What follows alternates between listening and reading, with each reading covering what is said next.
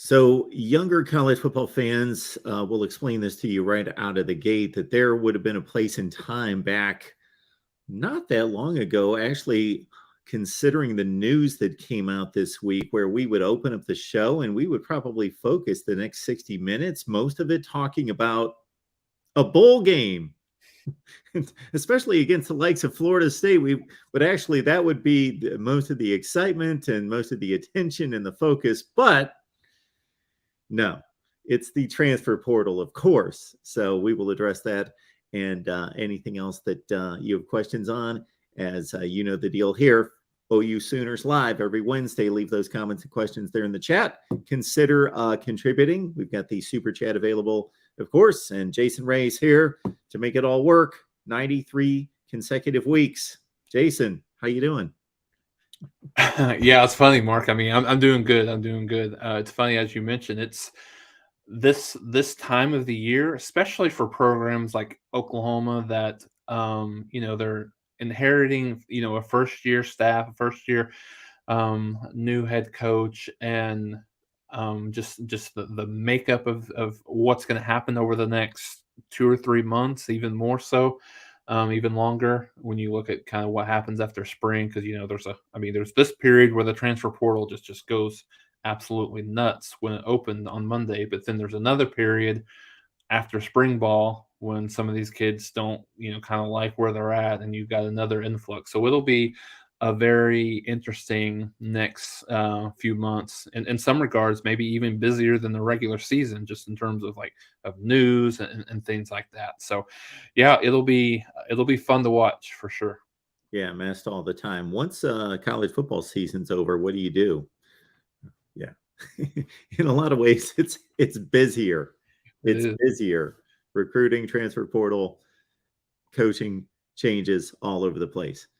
And what I alluded to off the top was, and this shows me that I'm getting old and I'm aging, and I have yet to update myself, I guess, because my head's still stuck in, uh, we've got a Oklahoma, Florida State. Can you imagine 10 or 15 years ago, Mhm. or even more recent, despite the poor season, the um, lackluster season by Oklahoma, it's a bowl game. You're playing another big brand program. It's Florida State. It's Oklahoma. There'd be all sorts of references to the year 2000's national championship game, but that's not where it's at. It's in the transfer portal.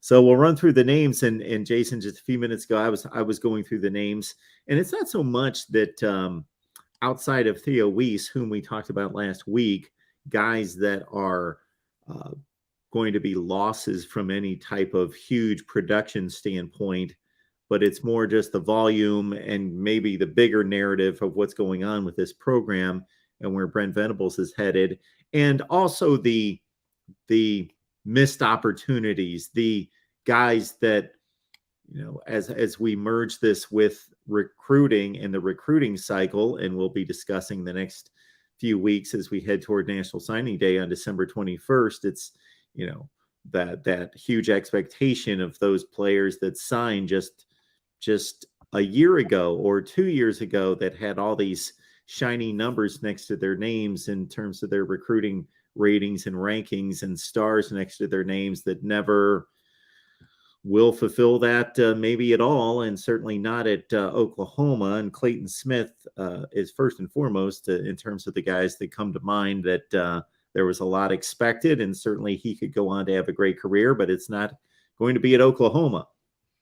Yeah, Mark, you're right. He was one of the latest ones over the last couple of days. He kind of had made his. It was kind of writing on the wall, Mark. He wasn't for the last couple of games. He wasn't on Oklahoma's roster online. So you take some. A lot of times you take some inferences from that. But yeah, he made his intentions known a couple of days ago, and a guy that came in with just tons and tons of hype for Oklahoma out of Texarkana, and just never was able to meet those expectations. Never really got on the field. Never really got into a situation where he was able to contribute or even break into that too deep. So not surprised. I think a lot of people thought that this would be a kid that would probably, there was a little bit of thought that could have happened last year, but was still happy with it, with the staff and the program and kind of the change in directions. And I don't think, I mean, from everything that I've heard, Mark, there's no disgruntlement whatsoever with him choosing to leave. Just wants to go somewhere where he can get an opportunity. The things that I've heard, just his inability to kind of put on weight and what he needs to, where he needs to be in Venable's system. But yeah, no, he's one that's probably a little bit. Um, I mean, there's a couple of these kids, as we talked before. Oklahoma has, I think, somewhere around 15 to 16 kids that have either made their intentions known via social media, or have officially entered the transfer portal. And I think Clayton Smith was one you touched, and we talked a little bit about this week. You touched on Theo Weiss as well. And then there's Nick Evers is another guy that, again, for some casual fans that may not have necessarily followed him a ton. He was a fairly highly recruited kid out of high school. As you have here, number ninth ranked quarterback in the top 10 quarterback in the country last year.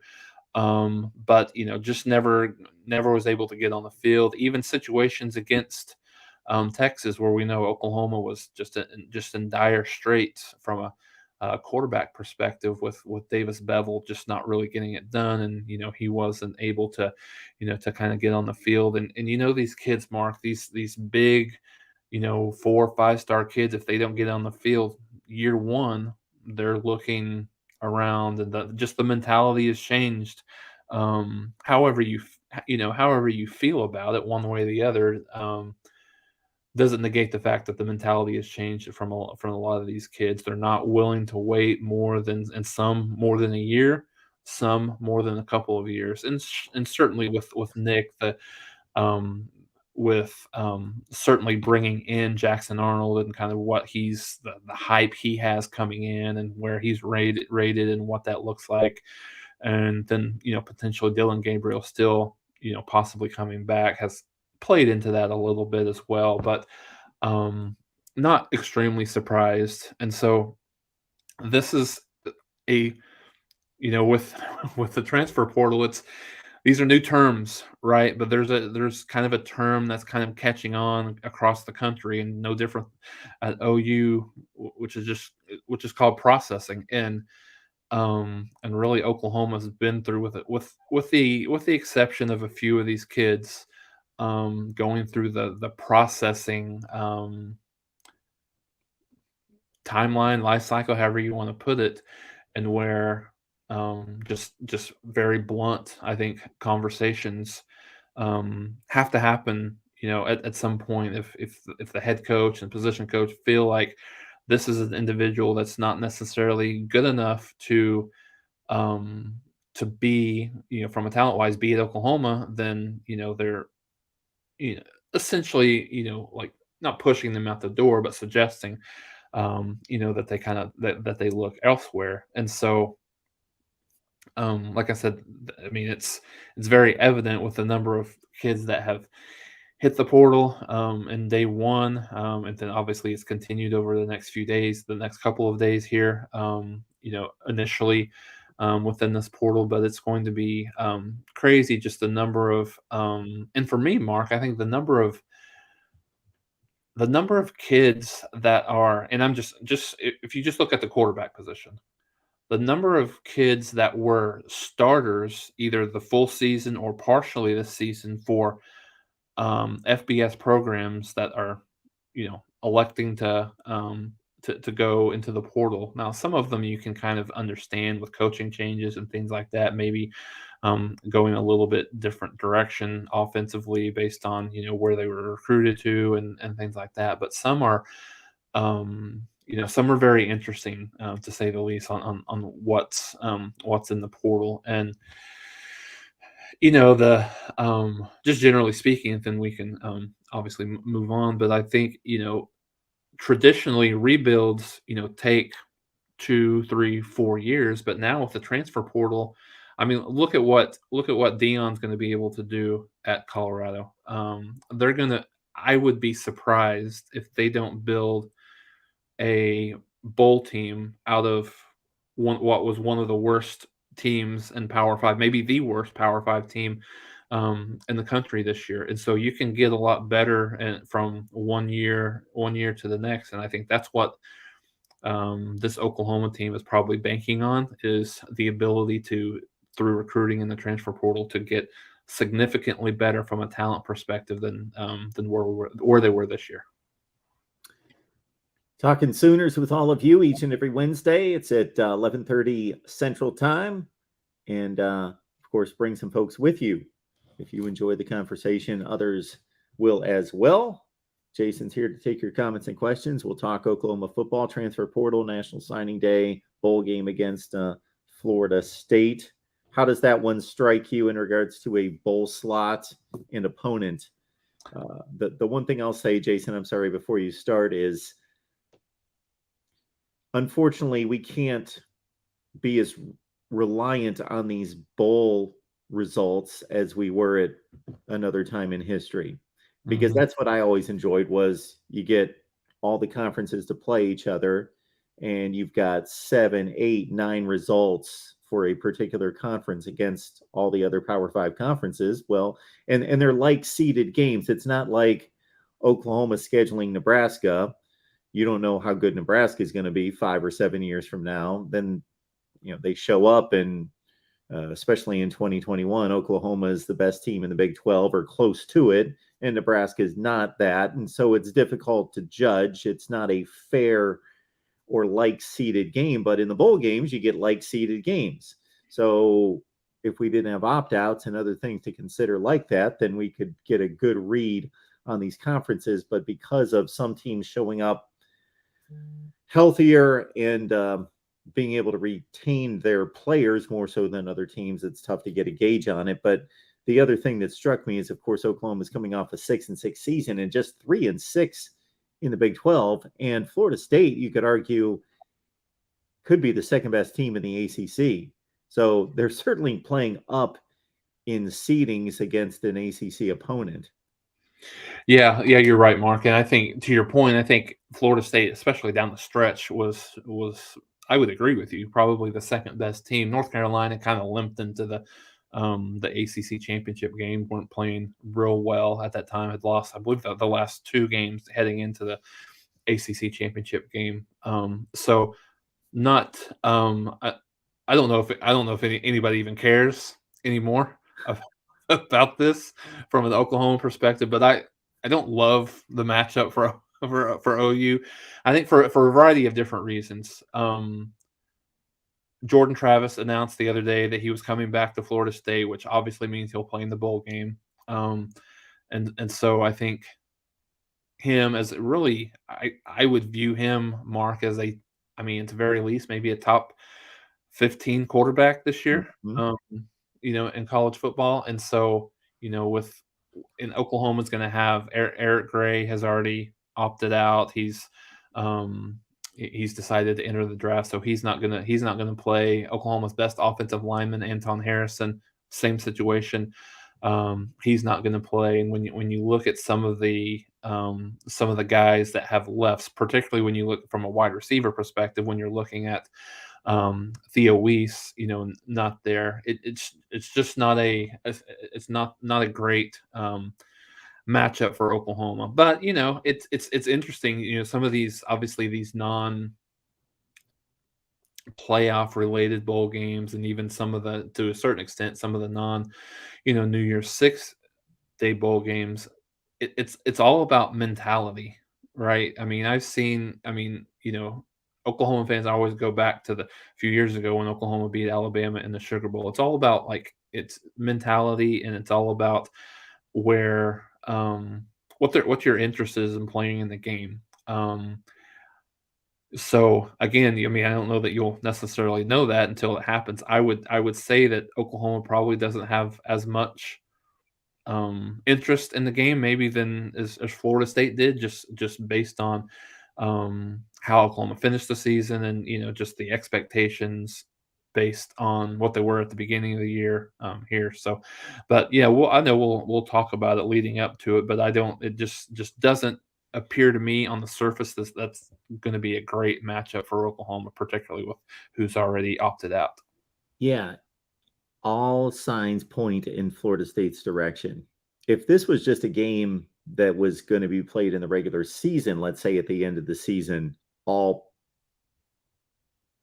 indicators would point in Florida State's direction. They're just playing better, they have a better team, and all of those things. And then on top of that, when you separate it for a month from the rest of the regular season and you have all this um, personnel decisions to be made with both teams, but Florida State seems to be headed in a certain direction where they were 5-7 last year. They haven't been to a bowl game, any bowl game, since 2018. They haven't been to a game in which they could get to some kind of milestone like double digit wins since 2016. This program's been down. So this is a reward. This is a culmination of a season where they can finish at 10-3. They can finish possibly in the top 10 in the country. They're close. So all of those things are tangible incentives, and I'm not hearing about opt-outs and their best player, as you mentioned, coming back, their quarterback in Jordan Travis, and even guys like Jared Verse, who's going to be preparing for the NFL draft, as I understand it, is going to play in this bowl game. Versus Oklahoma, what's the difference? 6-7, 7-6. Right. That may mean something to somebody, but not many. And Florida State just looks like the better team, even when they're both functioning at their optimum levels. But you got to think all the incentives then are on Florida State's side. The point spread's 8.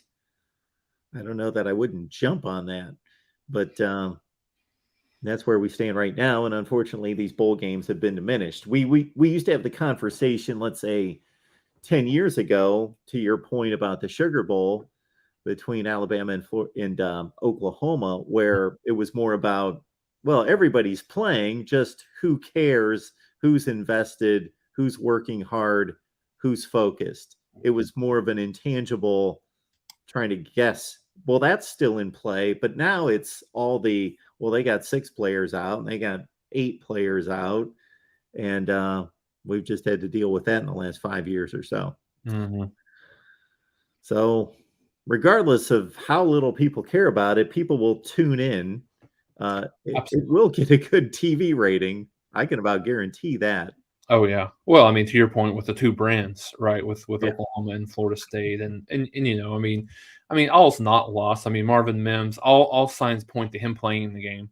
Dylan Gabriel still hasn't made the decision on what his future is going to be, but he'll still play in the game. Javante Barnes has played a lot here towards the latter part of the season for Oklahoma, so it's not a to your point, it's not a complete slam dunk, and I think it's interesting to see. I mean, there's a lot of comments here about not being on the losing, not having a losing team for the first time since 1998 for Oklahoma. So I mean, I don't know how much kids really pay attention to that, how much they really care. I tend to think that they probably don't, one way or the other. As you mentioned, 7-6, 6-7 doesn't really make much difference, other than facts, maybe useless facts at that. But yeah, I think it'll be interesting to kind of start breaking this down as it gets closer to that game, knowing that there could be some opt outs or anything like something like that we don't know about right now that could happen as it gets closer. It's funny because these bowl games become more and more meaningless. And again, I'm excluding myself from that opinion because I like the bowl games. I enjoy the bowl games. And I think they're interesting because, again, from the standpoint of watching Oklahoma play week to week, they're all playing the same teams every year. They play the same 9 teams in the Big 12. So that's not knowing that Oklahoma is going to be playing Kansas State this week. Sure, it's a good matchup. It's a nice game, but they play Kansas State every year. Then they play one non-conference game that's really meaningful. And just seeing these teams play different teams, I think it's interesting. It should be. And what's also funny is just kind of the perception of this kind of exhibition status that it has, but it does count on the record just like every other game. Number one. Number two, a lot of the things that fans like to debate and they go back to are directly related to postseason play in bowl games. Like, this is our all-time bowl record, or this is how many times we finished in the top 10. Well, Florida State's going to finish in the top 10 probably if they win this game. If they lose, they won't. And a lot of these things that get argued by college football fans, historical data is tied directly to bowl games, which is kind of interesting. But I understand. And then, again, people at this point, especially when it's got the label Cheez-It Bowl on it, it seems like it's kind of hokey, kind of clownish. Does this really matter? But I find it funny that more people will watch this game than maybe every Oklahoma game this year. Certainly more than about one or two of them. But I'm guessing more than any of them, because this will be an exclusive audience. This is the only time you play the entire season when everybody who wants to watch a college football game is going to be watching your game. They don't have any other options. And people sit around during the holidays and they want to watch football. So they're going to watch Oklahoma and Florida State play, as opposed to when Oklahoma's playing TCU or Kansas State or fill in the blank, even the Texas game. There's 8 or 10 or 15 other games on, and some of them are really good games. And the college football audience is divided. But during these bowl games, it's in terms of like showing off and displaying your talents and your abilities and your team, this is when you're on a national stage. So it's kind of, again, both ends of the spectrum in regards to the way you can perceive the importance of these games. Yeah, no, I completely agree with you. And I think, I think for some, the bowl season's soured by the fact that there's so many kids opt out and decide, they're getting prepared, they're preparing for the draft. And there's some, of course, this is not me, but there's a lot of people that say, okay, there's way too many bowl games, there's too many teams that get an opportunity to play. It used to be a privilege to be able to make a bowl game. Now if you're average, you're able to make a bowl. But I think for me, I don't really, me personally, I don't subscribe to that. I enjoy watching a majority of the bowl games because I think it's a tough season. It's the shortest, well, maybe not the shortest. Well, yeah, no, it's the shortest regular season of any sport, or however you want to put it, the longest off season of any of our sports. So being able to extend that and giving a little bit of a just a reward for some of these kids, whether they didn't have the best season that they had hoped for, or they didn't have the season that that they anticipated, or whatever the situation might be. It's still a little bit of a reward for these kids to get to go during Christmas break or whenever the bowl game is, to to go play, to go play in these cities. And remind me, Mark, where's the Cheez-It Bowl played at? Is it Orlando? I was gonna say, I thought it was in Florida. So Yeah. any trip, 15 different names in the last 20 years. yeah.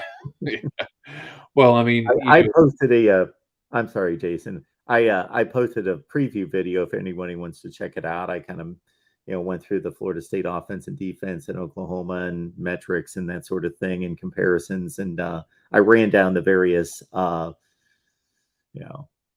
incarnations of this bowl game. It started off as the Blockbuster Bowl, 1990. It's been the Camping World Bowl and the Russell Athletic Bowl and the Micron PC Bowl and all these other bowl names through the years. And actually, the first matchup, how they pulled this off, I don't know. The creators of this bowl game, the very first time they stepped on the field at the Blockbuster Bowl, they had a number 7 Florida State team against a number 6 Penn State team. Mm. They were able to pull off like the best matchup in the history of the bowl game the very first year. They probably just threw a lot of money at it, I guess, and got that caliber of teams there to play. I remember the game, but don't remember the circumstances surrounding it. My last defensive bowl games that, again, I find it funny that people call them meaningless. And yeah, I get it. There is an argument there, definitely, that they could be termed meaningless, other than, again, they count in the standings just like the UTEP game did in non-conference play. So in terms of your record, they do count. And then, this last game of the season was a really good game. It was an exciting game. I don't know how many people really watched that game. I think it was on FS1 versus a bunch of other more highly games of interest. So a lot more people. So we don't call any regular season games meaningless, but at what point in the season was Oklahoma's season meaningless? After they lost 2 or 3 Big 12 games, right at the point that they had that 3-game losing streak, they're out of the Big 12 race. So can't you call all those games meaningless? What do they mean? Yeah, no, I'm with you. I'm definitely there. I feel the same way. About these matchups, Mark. I mean, as you do, I can understand where people would say they're meaningless, but yeah, to your point, then some of those games were meaningless down the stretch. Other than the fact that you're trying to get better and you're trying to develop the talent and fight to get to bowl eligibility. And again, like if the weather in Oklahoma typically in December isn't super great, so just the opportunity to go to Florida for a few days, Yeah. is, I mean, I think that part of it might be even worth it as well, whether or not you're as a player you care too much about the game, but yeah, but your point's well taken about a non-conference game counts the same as a non-conference game, in detail as well. So I absolutely agree. Too late sooner. Appreciate you being here. Thank you so much for the contribution. That's very nice of you. Hey guys, hope everyone is well. Yes. So folks are making their way into the chat. Keep in mind, we ran through the transfer portal losses over the first, 15 or 20 minutes. So check that out once the video posts, or if you have any comments or questions, please leave those. Please leave those in the chat and we will get to those. I don't know at what point we're going to start to hear, and we have with a few players, but most of those have been graduate transfers that were allowable before this December 5th deadline. But December 5th was the start of the transfer portal for the undergrads. But at what point, it's going to take a lot of whether there are going to be visits in play or just conversations, and obviously coaches reaching out to players and vice versa before we're going to start to hear of players making their decisions and where they're going to land. Yeah, I think I think one of the things that Oklahoma learned last year, that Venables and staff learned, that they, based on when they arrived and really kind of got situated and understood what the needs were and where they had to fill some holes on. And obviously their first specific area that they knew that they had to target was kind of getting control of this recruiting class that they had last year. Just because they had several defections, and they wanted to obviously bring back as many of those as possible, and then supplement the class as much as they did a great job with that. But I think one of the things that they learned with that is understood that they were a little bit behind the 8 ball, so to speak, when it comes to kind of getting in with some of those transfer portal guys. And so it's astronomical to hear, but the numbers that this Oklahoma team is wanting to bring in, and really pushing very hard about bringing in is, again, kind of mind-boggling, but, I've heard anywhere from, potentially 45 to as many as 60, when you take into account the recruiting class, when you take into account the transfer portal, together. So I think there's a certainly a strong desire, for Oklahoma to get better very quickly from that side. But to your point, Mark, on when some of these kids are going to start making their decisions, I think you've already seen one, and the Lacey kid from Notre Dame has already committed to Oklahoma as a transfer portal guy. So I think you're going to see some guys, make decisions and start. And some of these kids already have visits lined up, having visits here pretty soon. But I think you'll see that kind of throughout the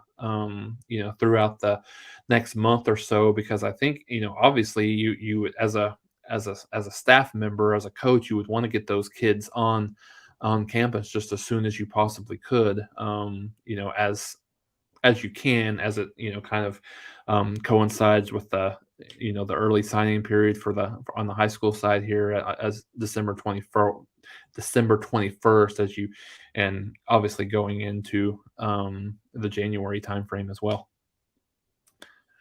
And I think Oklahoma, from like I said, I mean, everything, they are extremely active in the transfer portal. They have been, um, and they will continue to be. I think a really big look is going to be defensive line and wide receiver. I think those are the two main areas that Oklahoma is going to do as much as they can to get where they need to be, because that was where, depth kind of showed itself, and kind of the talent wasn't at the level that it needs to be for Oklahoma, especially as you kind of look at going into the SEC in a couple of years.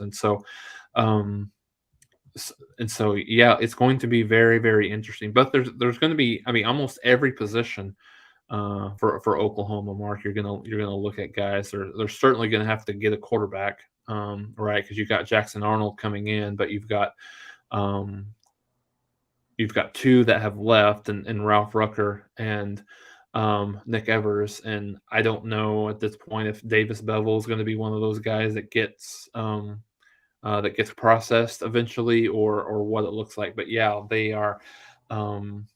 And there's some interesting correlations in a couple of kids where it relates to this recruiting cycle, as well as the transfer portal as well. So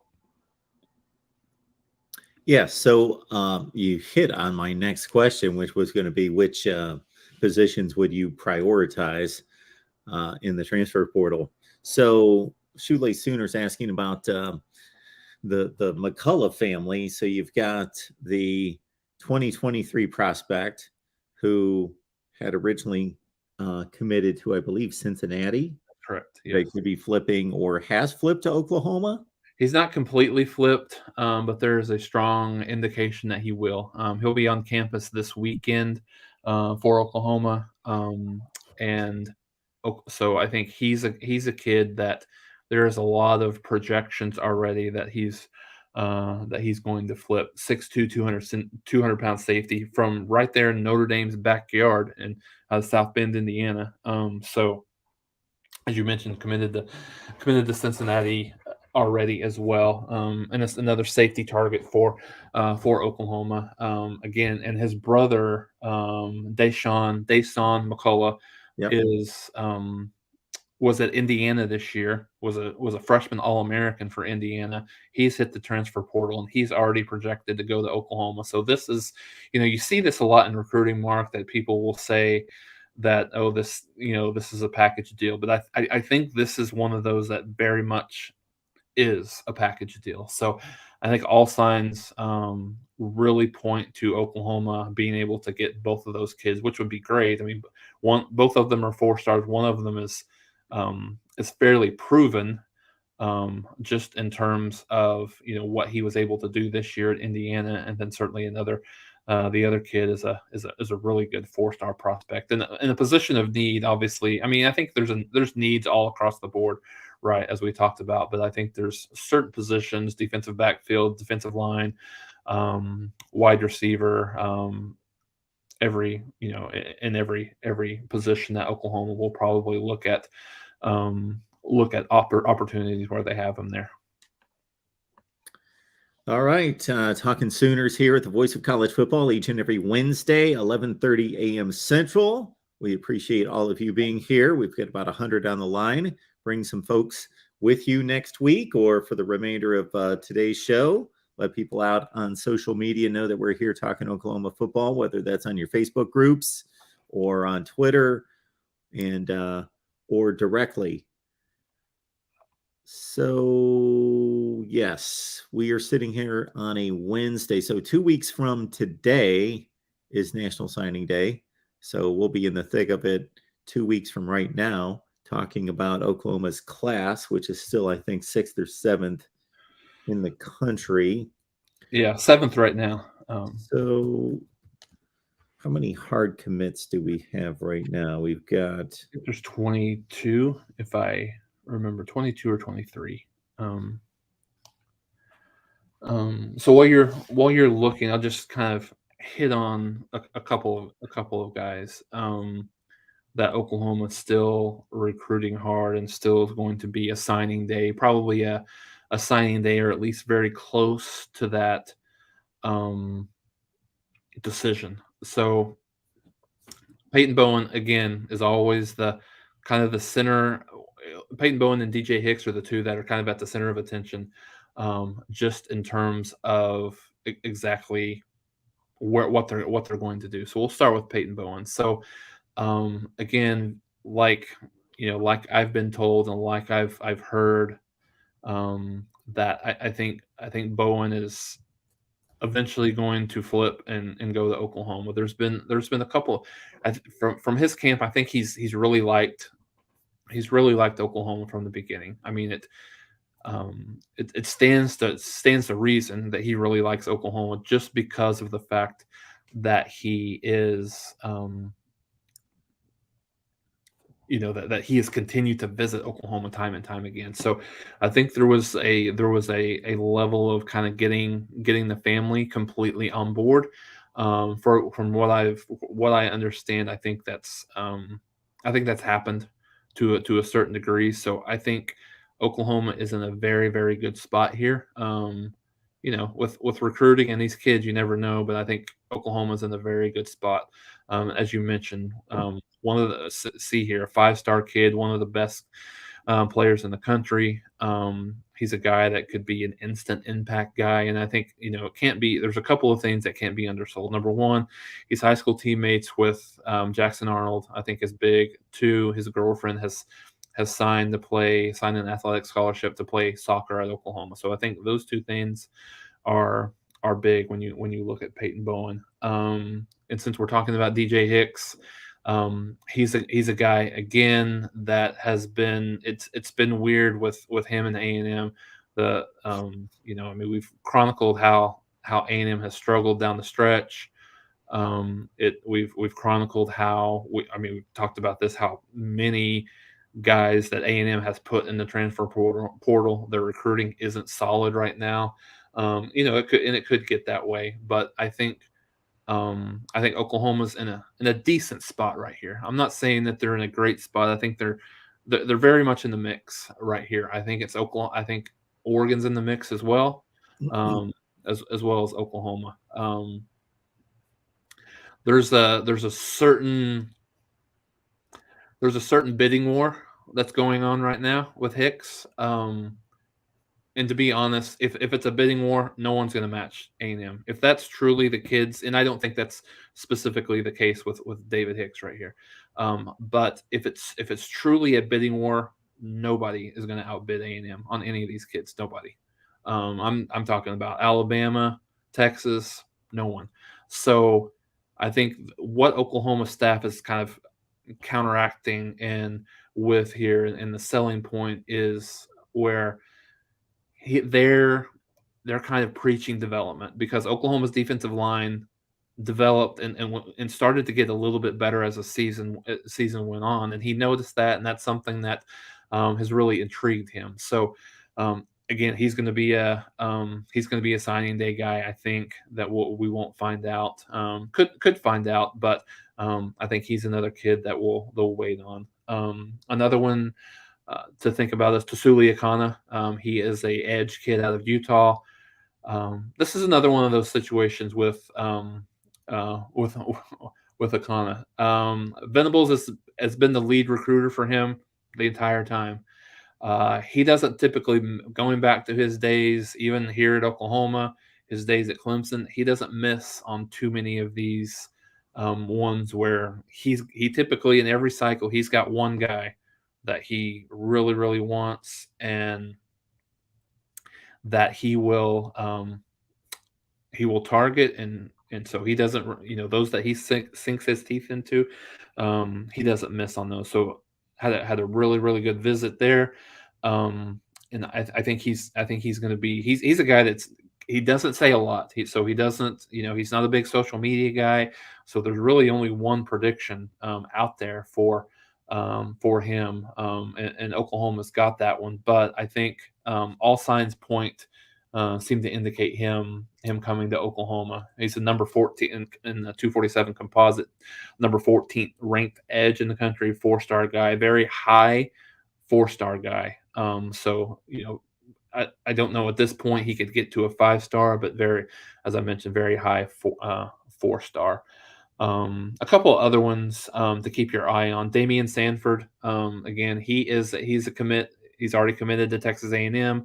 High school teammate of DJ Hicks. I think it was kind of one of those things that's been thought of that if Oklahoma is able to get Sanford to flip from A&M to Oklahoma, then really it speaks volumes, and I think would help to entice DJ Hicks. He's another. I mean, Damian Sanford's a 4-star. Sanford, I'm sorry, is a 4-star kid as well. And then the last one which is a little bit of he's kind of off the radar. Eno Etta, who is a 4-star defensive lineman. He's committed to Michigan right now. Oklahoma's got in the door. Had some visits with him that have been very, very. I mean, I think at first it was a little bit kind of flirtatious, so to speak, on both sides. But I think it's gotten some very, very serious attention from Oklahoma, and I think there's mutual interest, I think, at this point for Oklahoma and Etta. So he's 6'4", 260 defensive lineman out of a 4-star kid. So very, very high guy. Again, as you can see, Oklahoma's really looking at, kind of stockpiling some of those guys from a defensive line perspective. When you look at Etta, when you look at Akana, and then obviously DJ Hicks as well.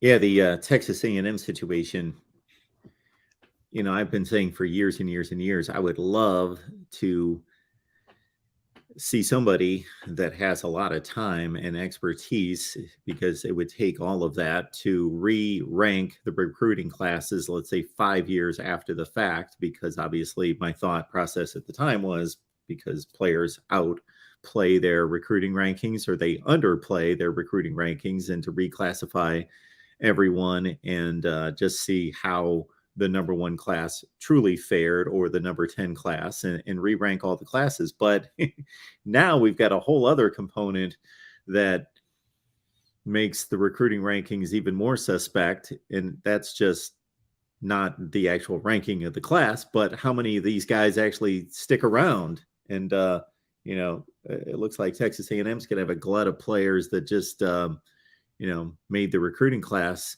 Not just this past one that was number 1 in the country, but 1 or 2 before that, made it look nice and shiny and highly ranked. But after the majority of those players just played a little special teams or sat on the bench and didn't really produce a whole lot there, they are moving on, because they're, especially on the defensive side of the ball, and with Haynes King at quarterback as well, but especially on defense, my goodness, Texas A&M is in a fire sale kind of mode. Yeah, they are, and that's why they're they're extremely desperate for this to hold on to Hicks right now. Right. So, I just looking here. I mean, they still only have 11 commitments. I mean, I think their rank of commitment is really really high, but the fact that they only have 11 right now, and the fact that they've had so many leaving is certainly problematic. And I think part of the reason there's still, I mean, I think most believe that Jimbo Fisher will be retained, but if he's not, then there's still a little bit of limbo with that right now. So, um, yeah, I think there's it'll be interesting to watch A&M. As I mentioned, they've got the from an NIL perspective, they've got the deepest pockets right now across the board. So if and so there's going to be some of these kids transfer portal wise. There's going to be some of these kids out of high school that they're going to get. That's when you throw millions of dollars at them, it's almost impossible to say no. For some of these kids and think, okay, I can get developed good enough to get to the next level at that point. So, but it'll be interesting to see what to watch through these next few months on and even later this month from the early signing period, and then what happens through the transfer portal continues to happen with them. But I know there's a couple of questions about portal guys that Oklahoma's in on right now. I think it's kind of it's funny how some of these kids come full circle, but it seems like from everything that I've seen and heard, it seems like Austin Stogner's coming back. To Oklahoma. I think it's not, he hasn't announced it or anything, but everybody that I've talked to, it's basically a done deal. So a couple of guys that I've heard some rumors on that Oklahoma's offered um, for now is there's a couple of offensive linemen that Oklahoma's in on, a couple of Alabama kids that have hit the portal. I haven't really heard anything specifically on a quarterback perspective. A couple of kids from Oklahoma State that hit the portal. The Braylon Presley kid will get a good look from Oklahoma. Um, Dominique Richardson, I believe is his name. Richardson's the last name. I'm trying to, if I think I got that one right. Again, he's another kid that Oklahoma's in on as well. A couple of receivers. Dante Cephas from Kent State is a kid that Oklahoma's in on. The Singer kid from Arizona, who's a true freshman this year, over 1,000 yards receiving. Oklahoma's in on, and so there's tons of guys that Oklahoma's offered and are looking at. I think it's one of those things that we'll keep an eye on. We'll keep an eye on in terms of how serious some of those conversations end up being with where Oklahoma's in on. And I think there's obviously there'll be some couple of questions with in relation to coaches, but I think that'll probably get sorted out towards kind of after the bowl season. After the bowl season plays itself out. There's some questions if LaDamian Washington, as was Oklahoma's interim wide receivers coach, if he'll be retained in a full-time role, or they'll go after some other guys. Rashad Samples was a guy that was rumored to have some mutual interest, but Arizona State has hired him as their wide receiver coach, and then there's still some discussions about defensive coordinator on who that could possibly be if Ted Roof decides to move on, or if Oklahoma just kind of moves away from Ted Roof. But all of that will be interesting. I mean, not just for Oklahoma's perspective, but it's so interesting to see where some of these kids, how some of these kids will end up going. I know that it's not official, but I've seen some stuff on social media that Drake May is probably going to hit the portal as well, and I think from what I've heard, he's very strong Alabama Hmm. lean, if he was to to go there, and so anyways, I mean, it's so interesting to to see um to see what happens, for some of these teams that reload and things like that. So and I talked about Ted Roof, and so from what I've heard, and of course things can change. I don't know that he's going to necessarily be fired. But I wouldn't be surprised if, from what I've heard, if he goes into more of a off the field analyst type of role, and then someone else is brought in as a defensive coordinator. Of course, like I said, these things change sometimes about as much as the recruiting cycle changes. But um, um, I think that's the desire internally, and I've heard some names. I've heard Arnett as possibly a guy that would come over as the current defensive coordinator at Mississippi State, as possibly someone that would be interested. But it's just early speculation at this point. But that'll probably start making itself be known a little bit more after the bowl season's ended. A lot going on all over the place. Guys coming and going all over the place. Yes, I found that amusing when I saw that earlier today about Austin Stogner almost assuredly coming back to Oklahoma. Took his 1 year, left with Spencer Radler, and caught 20 balls, and now most likely coming back. Yeah, well, I think it's certainly a position of need for Oklahoma. They've got a couple of younger kids there. From a tight end perspective, but Oklahoma loses their top tight end after this year, so he's a guy that knows the culture at Oklahoma. Obviously, it's a little bit different um, as well than it was when he was here. But he's been a guy where Oklahoma knows what they're getting in him. So I certainly like the move. Something tells me that Sooner Nation may have had some rooting interest in the Pac-12 championship game over the weekend, but so we had our playoff discussion at this point last week, and USC and TCU had it all in front of them. TCU was not able to complete the deal, but still got selected, as I think was the rightful Yep. spot for them. And Ohio State either backs their way, sneaks their way, or just legitimately at 11-1 with the best qualifications otherwise is the fourth spot. Does this playoff, of course, we're college football people, we're going to watch and want to see good games, but does it especially intrigue you or bore you or move No, you in Mark. one direction? I think it really intrigues me. I think we really have an opportunity here with these two semifinal games.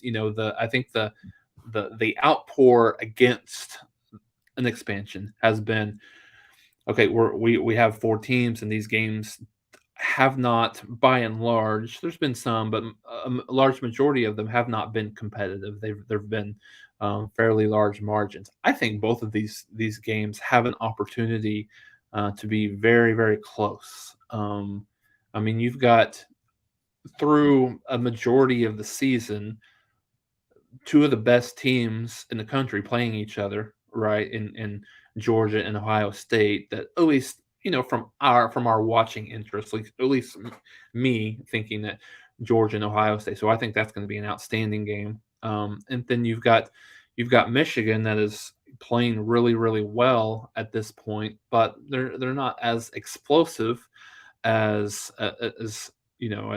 maybe an Ohio State or even a Georgia for that matter offensively. Now, if there's the thing that's very interesting to me with this game, Michigan and TCU, is does TCU have the bodies on the defensive line to match up against the bludgeoning that's going to happen with Michigan's running game? That's the question that I have. But Michigan got here last year, and they did not play very well against Georgia. I think it was 35-10.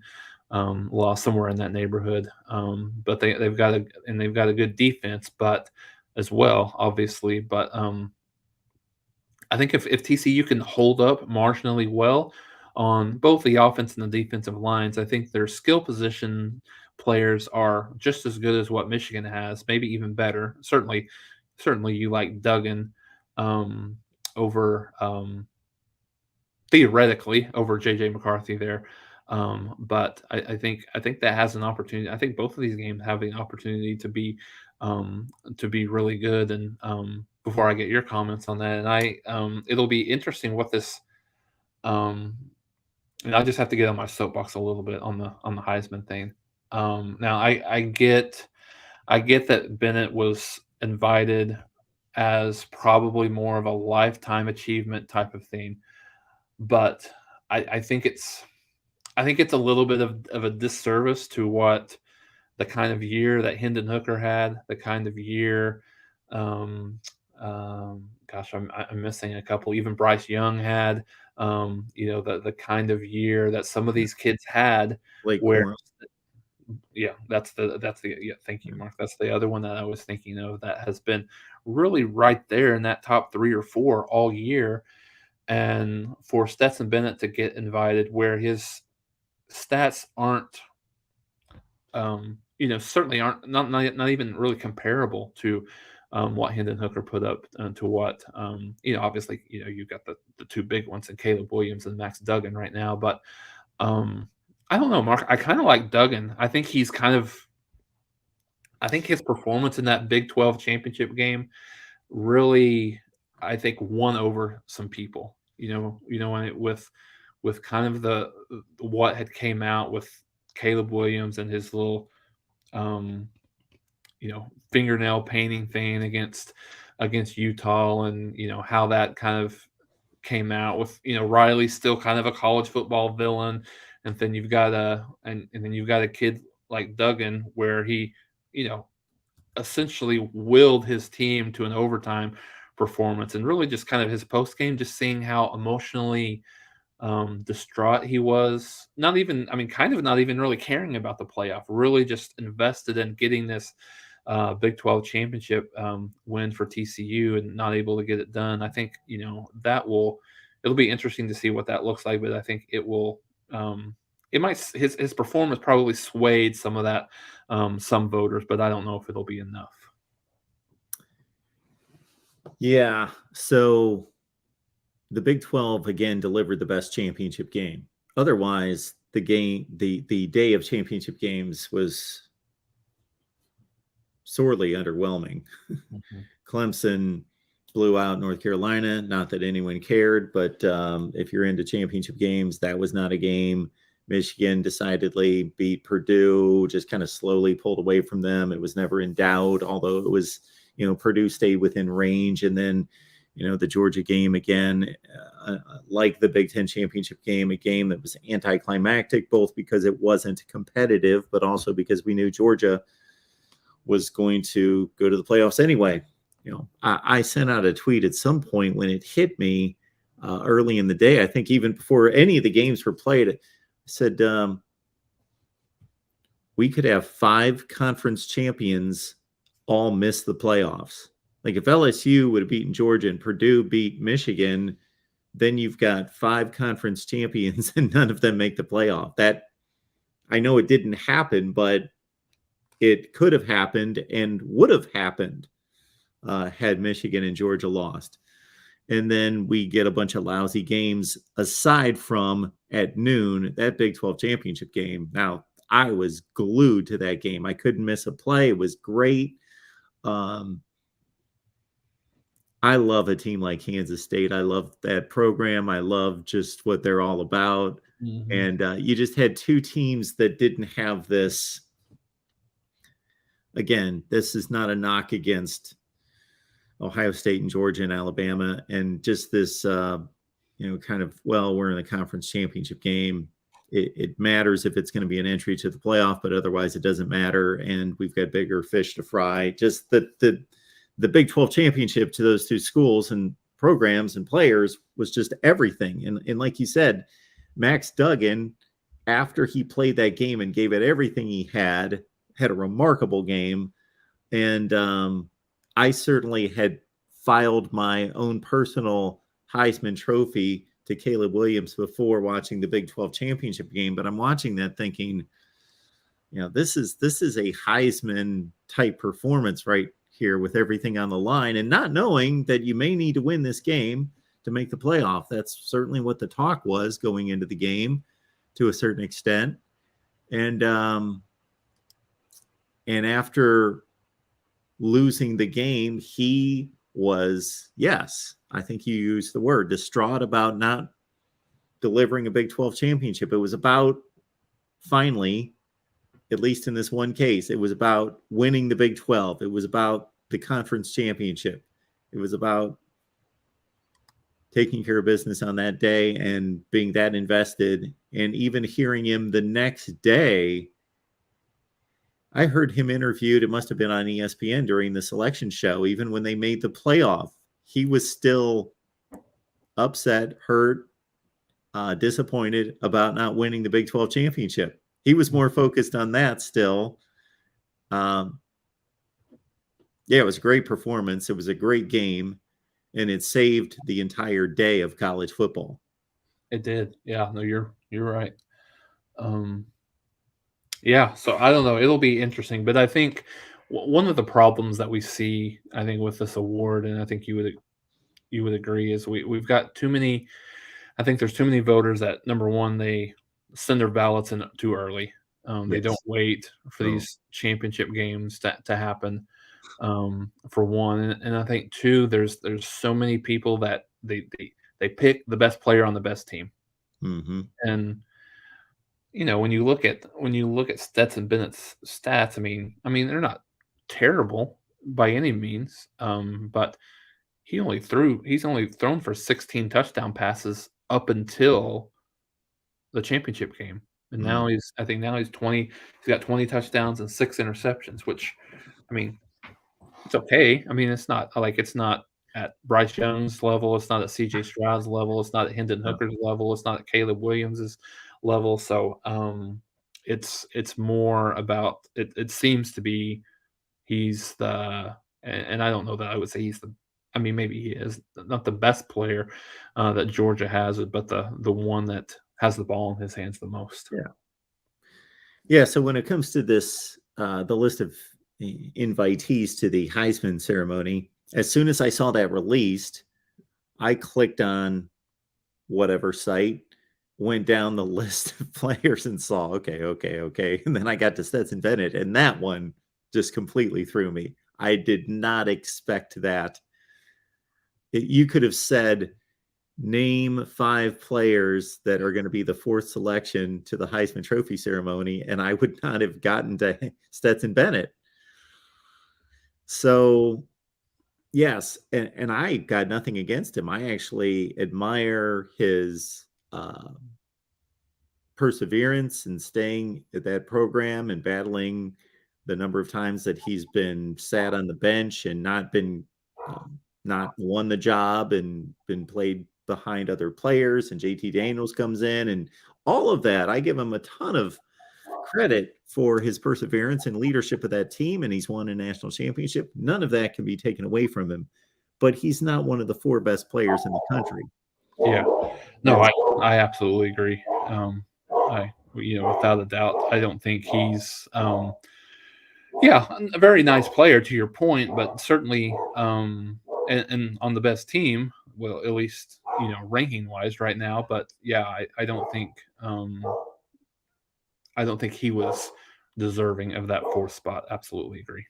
So I don't blame whomever sends out the invites, because I think it's just whoever receives the top 4 votes, they get the invites. It's not like they are trying to put together some, obviously the winner has to be invited, and then they just kind of select whomever they want to have show up. I believe this is telling us that he is placed in the top 4 in the voting. Oh Is yeah, what this absolutely. tells us. Yeah, Yes. yeah, absolutely. I mean, I don't, if he's not, I mean, he kind of has to be, right? I Yeah. mean, if you're inviting him, which is, I don't know. I mean, it's it's weird for me. I mean, if you're gonna, if you're going to put him up there in terms of a lifetime achievement type of scenario, like why not Hendon Hooker? Yeah, I get it. He got himself hurt, but I think he had, if I remember right, somewhere in the neighborhood of 29 passing touchdowns through the year, only a couple of interceptions and more yardage, and he's got he's got over, I think, over 100 touchdown passes that he's thrown, in his career, and so I don't know, just a little weird. I mean, not. I mean, I guess Yeah. I'm not completely surprised, but a little bit unfortunate. Well, I do know this. My best example of there being a portion of Heisman voters that don't belong is, first and foremost, to your point, either um, count those Heisman votes null and void that come in not just before the championship games. I understand sometimes they're sent in 2 and 3 weeks before the end of the regular season. People are sending in that, okay, your vote should be taken away from you. You don't Absolutely. know what you're doing. You're not taking in the entire season. There is no justification for that whatsoever, that you've determined who's won the Heisman Trophy before watching the most important games of the season. So that's ridiculous. Secondly, I've heard that, well, anybody who plays a conference championship game has an unfair advantage, or maybe they have a disadvantage if they don't play well. So I'm okay either way if you want to consider that the postseason and say we're just basing this on the 12 regular season games, or obviously taking conference championship weekend. Either or, make a decision, but do not allow votes to be cast before the season's over. So that's horrible. And then on top of that, I know when I moved to Connecticut, this was 20 years ago, and I started listening to New York sports radio show. And I've told this story a couple times to basically outline the ridiculousness of some of these Heisman voters. These two guys, they're talking about the Yankees every day of the year, and they're talking about the New York Giants, and they never talked about college football unless it had to be a titanic matchup. And maybe on the last weekend of the season, they'd mention that it's the Iron Bowl and it's Ohio State, Michigan, and they talk about it for about 3 minutes. And they both had Heisman votes. And they would throw that out, the weekend of the Heisman, that they've got Heisman votes. They wouldn't say who they voted for necessarily, but you could tell that they had no idea what they were talking about, didn't follow college football. They were spending their time watching the NFL and keeping up with, baseball free agency, had no idea what was going on in college football, and would even reference the players as, yeah, the Georgia quarterback and the Oklahoma quarterback, and yeah, he's pretty good, and yeah, this Tennessee quarterback. Mhm. You could tell these guys had Heisman votes. Just pathetic. Yeah, no, I completely agree. Give the votes to people that watch the sport and understand the sport and cover it on a daily basis. Shoelace Sooner, appreciate you being here. Appreciate you both had time today to stop by at lunch. Got to get back at it. Keep up the great work. Thank you, Shoelace Sooner. We appreciate your support. Thank you so much for that. All right, Jason, we appreciate you hanging out for a little bit of extra time. Sorry about that, but Yeah, yeah, we'll no get problem. you on your way. And want to invite everybody back here next Wednesday at 11:30 a.m. Central Time. But hit that bell for the notifications to know when we go live, just in case we've got to switch things up. Jason, thanks so much. Enjoy the rest of the week and a weekend of no college football aside from Army Navy. That's right. That's right. But still, one of the best. I always watch it every year. One of the best rivalry games that it's kind of You know, it's not as always as exciting as some of these other games, but always great Yes, pageantry, and love watching it every year. absolutely. It's in its own special category, that's for sure. All right, everyone. We'll see you back next week.